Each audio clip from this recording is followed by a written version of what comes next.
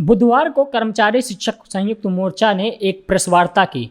इस दौरान मोर्चा के प्रदेश अध्यक्ष वीपी मिश्रा और महामंत्री शशि कुमार मिश्रा ने ऐलान करते हुए कहा कि जनपदीय पदाधिकारी 20 सितंबर से 30 सितंबर तक विधायकों, विधान परिषद सदस्यों को अपनी मांगों से संबंधित ज्ञापन सौंपेंगे। उन्होंने यह भी कहा कि अगर 30 सितंबर तक उनकी मांगों पर कोई फैसला नहीं लिया गया तो आने वाले दिनों में वह एक बड़े आंदोलन की घोषणा कर सकते हैं। मोर्चा के अध्यक्ष वीपी मिश्रा ने आरोप लगाते हुए कहा कि सिंचाई, नगर निकाय विकास प्राधिकरण, राजकीय निगमों के कर्मचारियों को 7वें वेतन आयोग का पूरा लाभ नहीं मिल रहा है। सरकार कर्मचारियों के बारे में गलत प्रचार करती है, गुमराह करती है, चोर है, बेईमान है, भ्रष्ट है। लेकिन प्रधानमंत्री जी ने स्वयं ये बयान दिया कि अब की जो कोरोना में कर्मचारियों ने बहुत योगदान दिया अपनी जान पर खेल करके, और वो एक नया इतिहास बनाया। अब उत्तर प्रदेश सरकार है कि इनको ये कभी बोलते नहीं कि कर्मचारियों ने अगर आपके सरकार की छवि बनाई है, जनता की सेवा की है, अपनी जान दे करके तो हम लोग संक्रमित हुए, तो उनकी समस्याओं का समाधान क्यों नहीं हो रहा है, उनकी मांगों पर निर्णय क्यों नहीं हो रहा है। 2 साल से वेतन समिति की रिपोर्ट जो जीबी पटनायक जी और वृंदा स्वरूप जी ने दी थी वो पेंडिंग पड़ी हुई है, जिससे विसंगतियाँ, भत्ते, सेवा नियमावली, तमाम ऐसे बिंदु उसमें पड़े हुए हैं जिसकी वजह से कर्मचारियों को केंद्रीय 7वां वेतन आयोग का लाभ नहीं मिल पा रहा है। इसकी वजह से हम लोग बराबर प्रयास करते रहे। अब उन्होंने मुख्य सचिव समिति की बैठक निर्धारित कर दी, लेकिन वो बैठक नहीं हो रही। उसके मेंबर नियुक्त हो गए, लेकिन बैठक उसकी अभी तक नहीं हुई। तो ये जो सरकार के कारनामे हैं, हम उसको जनता को बताएंगे कि हम दोषी नहीं, इसकी दोषी सरकार के जिम्मेदार लोग हैं। और ये ऐसी सरकार है जो किसी की बात ही नहीं मानती। सर्वोच्च न्यायालय ने फैसला किया कि 30 जून को जो रिटायर होते हैं उनको एक इंक्रीमेंट दिया जाए, जो अभी तक नहीं दिया जा रहा था। 30 जून तक काम कर रहे हैं तो बाकी सुविधाएं दे रहे हैं, तो इंक्रीमेंट क्यों नहीं जोड़ रहे, पेंशन उसको नहीं मान रहे हैं। इसके बाद अभी सुप्रीम कोर्ट ने फैसला किया है, हाई कोर्ट आंध्र प्रदेश के फैसले को डिटो किया है कि जो बकाया सरकार ने रोक रखा है कर्मचारियों का, जो एरियर और अन्य भत्ते जो, उनको सरकार उनका भुगतान करे, और अगर नहीं करने की क्षमता है तो 6% ब्याज सहित उनको करे। उनका 6% ब्याज दीजिए। आप एम्प्लॉय का पैसा आप रोके हुए हो तो आप ब्याज दीजिए। आप देते हो तो ब्याज लेते हो, लेकिन उसको नहीं मान रहे। आंध्र प्रदेश का जजमेंट हुआ, उसमें सुप्रीम कोर्ट ने मोहर लगा दी कि इनका जितना बकाया है, डीए हुए एरियर सब, इसका भुगतान किया जाए, और अगर आप नहीं करते हैं तो 6% आप ब्याज दीजिए इस पर। अभी मेरे पास कल आया है उसका जजमेंट जो है, तो मतलब किसी की बात ही नहीं, न सुप्रीम कोर्ट मानेंगे, न न्यायालय के मानेंगे, न कर्मचारियों की बात सुनेंगे। और इसी में कर्मचारी जो है पीड़ित है। आज हज़ारों रुपए का उसका नुकसान कर दिया, एरियर रोक करके हम लोगों ने हल्ला किया तो डीए दे दिया। उसमें भी एक कटौती कर दी कि एक महीने का जीपीओ में डाल दिया, 1 महीने का। मतलब अभी तो 2 साल से पेंडिंग है डीए, अब उसको फिर कर दिया कि 1 महीने के जो आप नहीं निकाल सकते। तो क्या तमाशा है। कर्मचारी काम कर रहा है, देश जान रहा है, सब लोग जान रहे हैं, सब लोगों ने अपनी जान गंवाई है कोरोना में। आज पीठ ठोक रहे हैं मुख्यमंत्री जी और प्रधानमंत्री जी, लेकिन कोरोना को भगाया किसने? कर्मचारी ने काम किया है। सब अस्पतालों में उसकी ड्यूटी है। योगी जी तो, मुख्यमंत्री जी तो नहीं अस्पताल में देख रहे थे। तो आप तो सब पीठ ठोक रहे हो, और जो काम किए हैं, जो अपनी कुर्बानी दिए हैं, उनके साथ कोई न्याय नहीं। तो ये अब नहीं चलेगा। हम लोग 20 से 30 सितंबर तक सारे कर्मचारी जिले से गांव में जनता के से संपर्क करेंगे, ब्लॉक स्तर पर पीएचसी सीएचसी पर मीटिंग करेंगे, और उनको बताएंगे कि देखिए हमने आप लोग की जान बचाई, इतनी सेवा कर रहे हैं 2 साल से कोरोना में, और ये हमारे हक को रोके हुए। तो इसलिए इसको हम अभी तो यूपी में हो रहा है, हम इसको सबसे देश भर में चलाएंगे कि जो आप हम जनता को बताएंगे कि आप जो है ये आपको गुमराह करते। इस दूसरी बात, ये पहली बार मैंने 80 साल मेरी उम्र है वो देख रहा हूँ कि सरकार सभी सरकारी संपत्तियों को बेच रही, एसेट्स 6 लाख, कि हम 6 लाख करोड़ इकट्ठा करेंगे। जैसे लगता है कि कोई भाग रहा हो और बेच बाज के भाग जाओ। तो ये मतलब आप क्यों बेच रहे हो?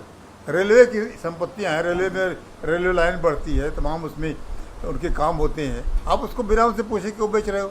आपने एयरलाइंस बेच दी, एयर इंडिया बेच दिया, आपने BSNL बेच दिया, आपने डिफेंस फैक्ट्री बेच दी, आपने जो ये बीमा कंपनी थी वो भी बेच दिया आपने। भारत सरकार में तो कुछ बचा नहीं, सब बिक गया।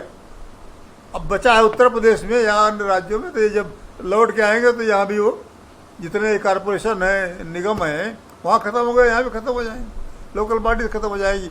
शिक्षण, हमें पता लगा कि शिक्षण संस्थाओं में जो है वो कहेंगे आप अपना स्कूल खोले, अपना चलाओ, हम तनख्वाह नहीं देंगे। एक उन्होंने कहा हम नहीं देंगे, आप चलाइए। तो इस तरह से हर तरफ से जो कर्मचारियों के ऊपर जो हमले हो रहे हैं, आज ये जो बेच रहे हैं, रेलवे सब प्राइवेटाइजेशन जो हो रहा है, इसमें सब कर्मचारियों की नौकरी चली जाएगी। आज BSNL वाले, उनको वो नहीं मिल रहा है, BRS आदेश कर दिया, पैसा नहीं मिल रहा है। एयर इंडिया का नहीं मिल रहा है, डिफेंस में बेच दिया, सब 51% जो है उनको पूंजीपतियों को 49 अपना कर लिया, उनको नहीं मिल रहा है, रिटायर हो रहे हैं। तो जहाँ जहाँ इन्होंने बेचा है उनको नहीं मिल रहा है। तो ये मतलब समझ में नहीं आ रहा है कि सरकार क्यों बेच रही। हमें याद है कि मेरे लाइफ में एक बार चंद्रशेखर जी जब प्राइम मिनिस्टर थे स्वर्गीय, तो उन्होंने संकट आया था आर्थिक, तो उन्होंने जो सोना था उसको गिरवी रखा था। बाद में UPA सरकार आई तो उसको वापस लिया फिर। तो अब ये देखो कौन सी संकट आ रहा है कि सब बेच रहे हैं, ये क्या तमाशा है भाई? हमने ये मांग की है IPSEP के द्वारा कि पब्लिक सेक्टर और निजी क्षेत्र दोनों को समान चलने दीजिए, एक मोनोपोली किसी की नहीं होगी। इसीलिए पिछली सरकार ने पब्लिक सेक्टर को बढ़ाया था कि पब्लिक सेक्टर और पूंजीपति की मनमाना नहीं चलेगी, वो दोनों कंपटीशन होगा। अब इसको ख़त्म कर रहे हैं, सब निजीकरण कर रहे हैं, तो फिर मोनोपोली हो जाएगी, जो चाहे मन में वो इस दाम में चाहे बेचे। तो ऐसे किसान, खेती को भी, किसानों को भी उस पर हमला कर रहे हैं। तो ये जो वो अलग आंदोलन कर रहे हैं कई महीने से, तो ये जो सरकार की नीतियां हैं ये टोटल कर्मचारी विरोधी। और सरकार यहाँ पर अभी पेपर में आया था कि 35 लाख लोग कोरोना काल में जो है वो बेरोजगार हो गए। अब ये जो बचे हैं सरकारी, वो भी बेरोजगार हो जाएंगे। पूंजीपति क्यों रखेगा वो? तमाम लोगों को हमने देखा है कि वो 50,000 अगर पा रहे थे प्राइवेट सेक्टर में, तो जब ये कोविड लॉकडाउन हुआ तो उन्होंने सबको निकाल दिया, और उसके बाद जो रखा तो वो 25,000 में रख लिया। पहले 50,000 हम क्यों दिए, हमको 25,000 मिल रहा है। तो इस तरह से लाखों लोग आज बेरोजगार घूम रहे हैं। नहीं, लखनऊ में तमाम लोग घूम रहे हैं, इनको रोजगार चला गया। तो ये सरकार जो कर्मचारी विरोधी, श्रमिक विरोधी, जनता विरोधी ये काम कर रही है, इससे जो है आम आदमी नाराज़ है। हम कर्मचारी हैं तो हमारा परिवार भी है, पर हम देश में 5 करोड़ कर्मचारी हैं जो रेगुलर है, और उसका परिवार 5 का तो 25 करोड़ हुआ, और 22 करोड़ में बीजेपी सरकार बनी है, जो प्रेजेंट है 22 करोड़ उनको मिला। तो हमारे पास एम्प्लॉयज़ को जो बांटे हुए हैं वो अगर वो एक यूनाइट हो जाए तो ये सरकार ये सब नहीं बन पाएगी, चल पाएगी। तो ये सरकार, हम केवल ये कह रहे हैं कि माननीय सर्वोच्च न्यायालय ने जो आदेश किया है कि आप DA जो आपने काट रखा है, जो वेतन काट रखा है, और चीज़ आप उसको सुप्रीम कोर्ट का आदेश को मानिए। सुप्रीम कोर्ट का आदेश हुआ कि 30 जून को जो रिटायर होते हैं उनको इसका एक इंक्रीमेंट पेंशन में जोड़ा जाए, वो नहीं आप दे रहे हो। तो ना सुप्रीम कोर्ट की मानोगे, ना कर्मचारी संगठनों की बात मानोगे, और आप कब तक पिसते रहेंगे लोग। इसलिए हम इस आंदोलन को आगे बढ़ाएंगे और 20 तारीख से 30 तक ये कार्यक्रम होगा। उस जो विधायकों को, सांसदों को, इन लोगों को, विधान परिषद के लोगों को, इनको ज्ञापन देंगे कि आपको चुनाव में आना है, कर्मचारियों की बात आप पूरी करो, और नहीं तो कर्मचारी अपने घर पर स्टिकर लगा देगा कि कृपया वोट मांगने ना आए। तो ये एक बार हम लोगों ने किया था 77 में इमरजेंसी में, कांग्रेसी वोट मांगने ना आए। अंत में हुआ कि आप लोगों को याद होगा कि कांग्रेस में इंदिरा गांधी बिहार की एक भी सीट नहीं मिली इनको। तो जो कर्मचारी नाराज होगा तो आप उसको उसी को दमन कर रहे हैं। इसलिए ये कार्यक्रम अभी दिया है कि 20 से 30 तक सभी विधायकों से, जो यहाँ के विधान परिषद के लोग हैं, उनको ज्ञापन दे के मिलेंगे लोग, और उसके बाद 30 तारीख के बाद जो हम लोग फैसला करेंगे कि हम ब्लॉक स्तर से जब हम गांव तक जाएंगे, पब्लिक को बताएंगे कि ये सरकार हमारे साथ जाती कर रही है, हम काम करते हैं। आपने तारीफ की है, जनता ने तारीफ की है, सरकार ने खुद तारीफ की है कि कर्मचारियों ने कोरोना काल में, आज क्या है, लोगों वेतन विसंगतियाँ पड़ी हुई हैं सब, और वो आज तक उस पर निर्णय नहीं कर पाई सरकार। वहीं महासचिव शशि कुमार मिश्रा ने मोर्चा की प्रमुख मांगों पर प्रकाश डाला। उन्होंने कहा कि वेतन समिति की रिपोर्ट पर मुख्य सचिव की अध्यक्षता वाली समिति की बैठक करके सभी सार्थक निर्णय जल्द किए जाने चाहिए। मैं शशि कुमार मिश्रा, कर्मचारी शिक्षक संयुक्त मोर्चा का महासचिव। जिन मुद्दों को लेकर आज ये प्रेस वार्ता कर ली जा रही है, ये मुद्दे सब आप अध्यक्ष जी ने सामने रखे हैं, लेकिन फिर भी हम ये 7-8 बिंदुओं को लेकर प्रदेश सरकार के पास कई बार वार्ताएं किया, बड़े उच्च स्तर पर हुई, चीफ सेक्रेटरी स्तर पर हुई, लेकिन उनका क्रियान्वयन निचले स्तर पर नहीं हो पा रहा है। इन सबको इशू को लेकर हमारे जो कर्मचारी शिक्षक संयुक्त मोर्चा के जो घटक संगठन हैं, उनके साथ हम लोग अपनी बैठक करके और इस आंदोलन को और लंबे स्तर पर ले जाने का निर्णय लिया है, जिसमें 20 से 30 सितंबर तक हम लोग 17 जनपदों में प्रत्येक विधानसभा के विधानसभा सदस्य और एमएलसी विधान परिषद सदस्य, उनको इन मांगों का ज्ञापन देंगे और उनसे आग्रह करेंगे कि आप जनता के बीच में जाते हैं और हम कर्मचारी भी उसी जनता के ही एक अंग हैं।